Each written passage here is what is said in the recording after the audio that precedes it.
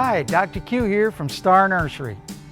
Even though it seems like we just got out of the really hot weather, now it's time to start thinking about the cold and its effects on our landscapes. Freezing temperatures can start as early as the end of this month and will sneak up on us if we're not prepared. That's why it's very important to make sure we add a good layer of mulch to insulate the soil around our plants. This 2 to 3 inch layer of mulch will act as an insulating blanket to protect the soil from freezing and keep the roots of the plants growing all winter.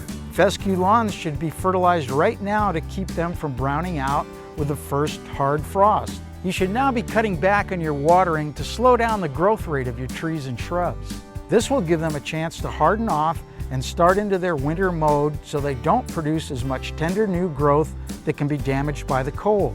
This is particularly true for cactus, which should survive with a good soaking in mid-November and then no more water until late January or early February.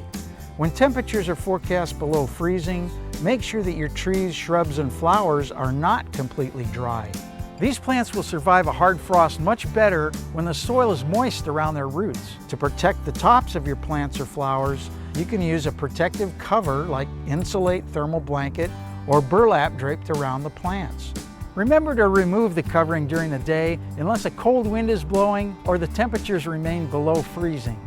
Our plants aren't the only things in our landscape that need protection from the cold.